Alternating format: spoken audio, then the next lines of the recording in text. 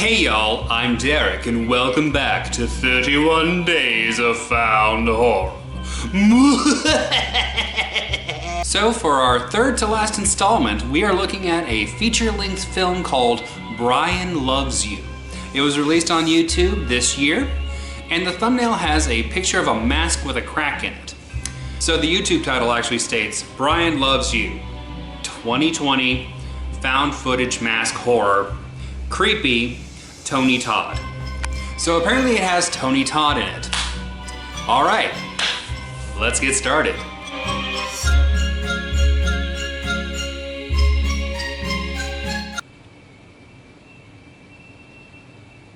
Well, first of all, this wasn't really found footage. It was a shot on video film with found footage characteristics. So it starts off with Tony Todd in a conference room giving the provenance of this film. He's like Criswell Presents in Plan 9 from Outer Space. Actually, that's exactly what he is. He's Criswell Predicts from Plan 9 from Outer Space. And he says in the early 1990s, Jonathan moves from New York to Arizona for work. He was a counselor. Apparently there was a rush for counselors in Arizona. And for work purposes, he received a camera. And he started documenting a cult in the area named Bryan, which apparently was a bad idea. And this footage was released finally by the Freedom of Information Act. Then he gives a William Castle-like warning, saying stuff like, if you have a pre-existing condition, just leave now. If you feel sick, you might need to talk to an usher and remove yourself from the theater. This is all ballyhoo. It really is, because this hype does not lead up to this movie. It would lead up to a William Castle movie, but it would not lead up to this movie.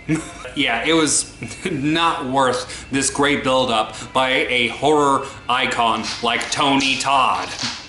Okay, so then we cut to a early 90s Arizonan living room with three friends, and they're all in the living room talking, and then it cuts to news footage of mass hysteria, and then it cuts back to the living room and they're talking about Bryan, which is apparently the name of a messiah figure in a cult. So apparently this is a cult based around a Monty Python movie. This whole movie would have been better if people were walking around with a gourd and with only one sandal on. Then it cuts to a video message from a guy named Gary to Jonathan, who is saying that, I didn't mean for this all to happen. I was recording a patient and that turned out all wrong. Don't record them. That was just weird. It sort of reminded me of, as y'all probably know, I live in Georgia. And Six Flags Over Georgia has this old ride called Monster Plantation. And in the Monster Plantation, there's a character who always yells, "Don't go in the marsh! Don't go in the marsh!" It reminded me of that. Random, I know. But Gary's basically telling Jonathan, don't go in the marsh. Then we cut to Jonathan recording the neighborhood he's in, and he's being followed by a very angry looking Mormon. He's not actually a Mormon, but he looks like a Mormon who's really angry that he was sent out on missionary work, if you know what I mean. Wearing the white shirt and the tie and the slacks and everything. Dang it, he's going to get a convert today. But then it cuts back to his living room, and him and his two girlfriends all have cameras now. He's like, and you have a camera, and you have a camera. All of my friends have cameras! Dated Oprah jokes never go out of style. One of his friends takes a camera into her classroom because apparently she's a teacher. So she records the events happening in the classroom that morning. And apparently there's also a security camera because it shoots to a bird's eye view of all the kids filing into place, very orderly, and they all sit down. And then the announcements start and they put on a mask to recite the Pledge of Allegiance. And the mask is the mask from the thumbnail. At this point I just wrote symbolism. So after the pledge, the kids take off their masks and then they start berating the teacher for not wearing a mask during the Pledge of Allegiance. But then an alarm sounds and they all leave, except one of the girls bites the teacher for some reason. Apparently that's how you become a member of the Bryan cult. You get bit. They're a cult of zombies. And then we cut back to the living room and we are introduced to the three friends. The main guy's name is Jonathan, and he's the main character. We will be following him all throughout this wonderful journey. And then there's his friend Nicole. Then there's his friend Linda.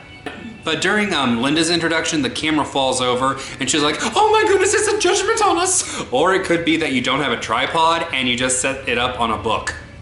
It happens. Trust me. You should have seen me do the first few episodes of Bad Movie Friday Night. I either had somebody holding this camera or it was on a book. Then we cut to a group of kids walking ominously into a model home. It's literally like a model home or like a leasing office / community center for an apartment complex. And so Jonathan runs up to the house and he looks through the window with his camera and he sees some cult stuff going on. Everybody wearing a mask and standing at attention and reciting the book of Bryan. And then Bryan's mother said, he is not the Messiah. He's been a very naughty boy. If you have not seen Life of Bryan, you need to. It's on like the top 25 you need to see before you die. Well, everybody ominously turns to the camera and sees Jonathan recording, so he just ducks and covers behind the air conditioning unit. Then everybody leaves. And he says he's going to do something very dumb.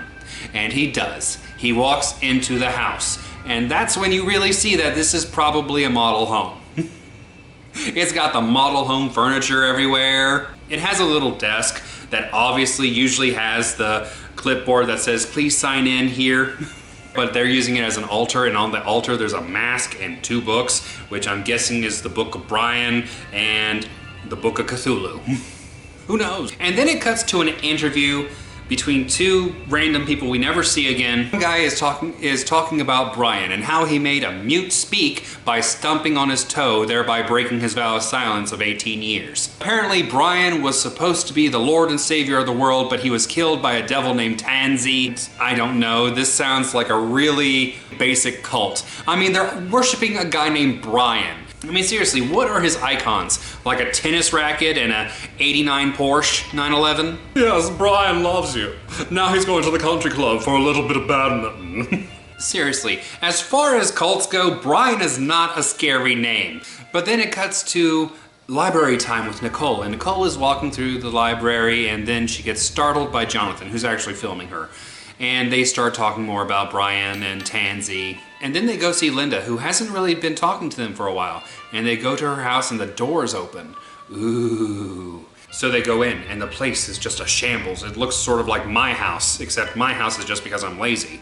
And then they go into the living room and there is an interview of Linda on the television talking about how much she loves Bryan.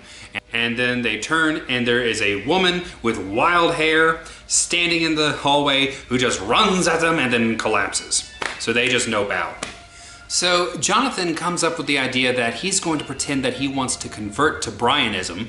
And then it cuts to news footage of Linda apparently having committed suicide, and everybody's all like, she was so brave to give her life for Bryan.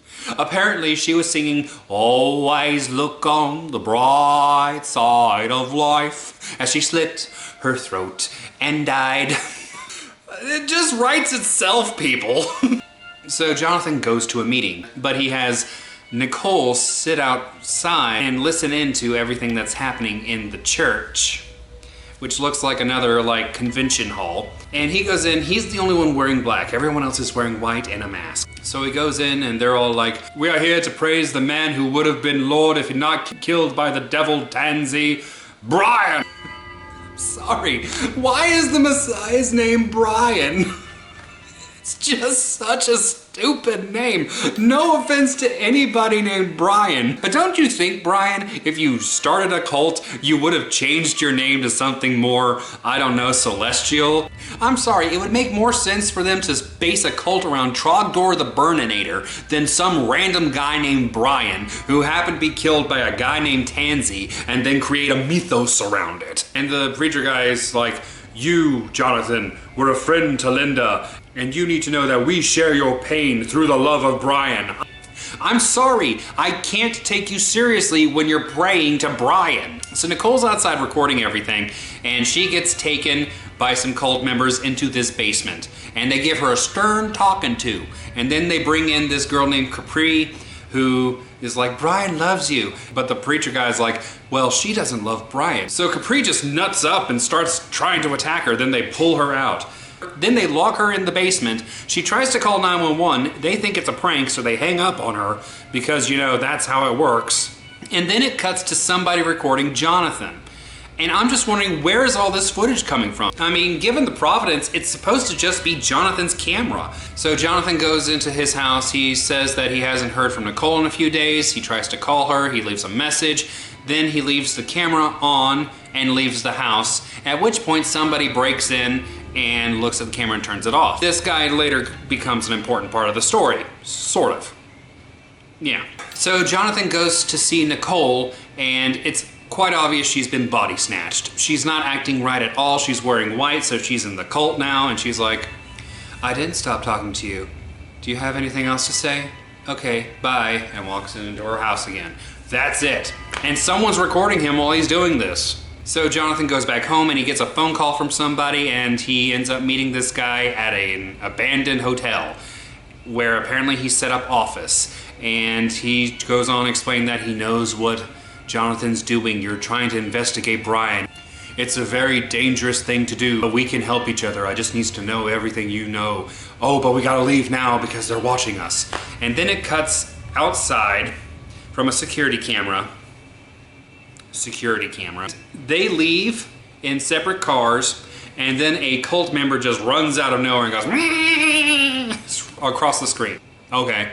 Then it cuts to an office with really bad hotel furniture. The guy who Jonathan met, his name is Friend Chet, by the way. That's how he's addressed through this entire movie, Friend Chet. He's setting up cameras in all parts of Jonathan's office, and then he leaves. And then Norm from Cheers walks in, talking about how people are always talking about him, and he's holding a doll named Carol, and Carol tells him when people are talking about him. And then he looks over directly at a camera and he starts screaming, and we think he sees the camera, but it turns he just sees a jacket on the coat rack, which reminds him of the time when his father used to beat him. It makes no sense and adds nothing to this entire story. So Norm leaves, closes the door, then throws his doll at the door. Jonathan goes, picks up the doll. Then Jonathan goes to a building that I'm pretty sure is actually an elementary school, but they turn it into a mental institution. School must be out, and he's going for a walkthrough, thinking that he's there to see a patient, and then it turns out that the cult is saying that his mom has had him committed for not taking his meds. First thing, Jonathan is 30. His mother has no claim over him. Secondly, he can't be committed against his will without a court order. Third, he's from New York. How do they get a court order in Arizona for it? Then it's just him in this building for half the movie.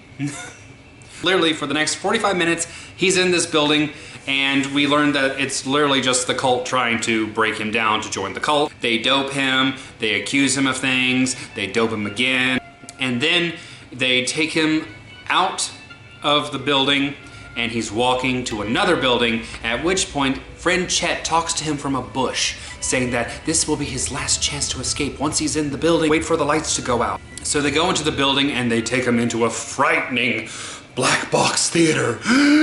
He's brought up on stage, and he's facing one other guy, and they're yelling at him. They're trying to get him to talk and convert by saying, well, we talked to your mom, and she says you need to work out this anger you have towards your father. She's a believer too. What? Okay, first of all, you've never said his mother's name. Second of all, you don't know anything about this guy. Everything that you're getting about Jonathan, he's giving to you. It turns out they are doing some role playing between two patients, and Jonathan is being fed what to say by Lloyd Kaufman.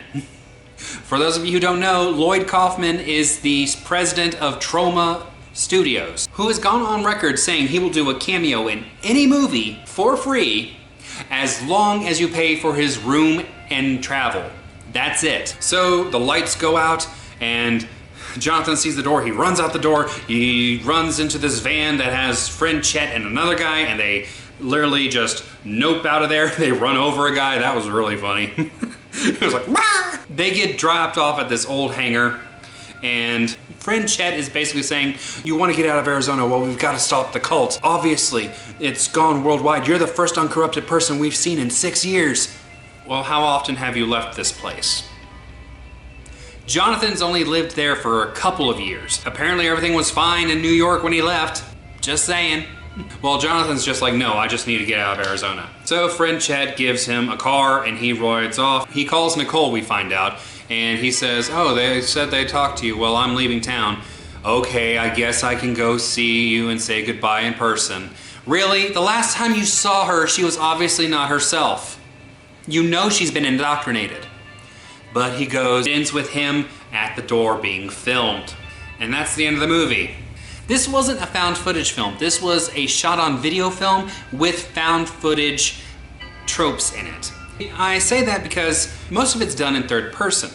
However, they're trying to play it off as security cameras. However, the placement of the security cameras really doesn't make any sense. The acting was okay, I guess, but it's sad that the top 3 names you have in your credits are all cameos. I'm pretty sure this guy just ran into Tony Todd at a convention and said, hey man, I'm doing this movie. Since we're here and there's an empty room here, could you just read this for me? And Tony Todd's like, sure, give me 20 bucks. They needed some people to actually watch this movie because really it just lags. It had a good concept, it just wasn't produced properly. So yeah, have you seen this movie? If you have, leave me a note down below and tell me what you thought about it. And of course, if you want to see this movie, it will be available in the description below. So that's it for this episode of 31 Days of Found Horror. Thanks for stopping by. Thanks for tuning in. And come back tomorrow for another found footage nightmare.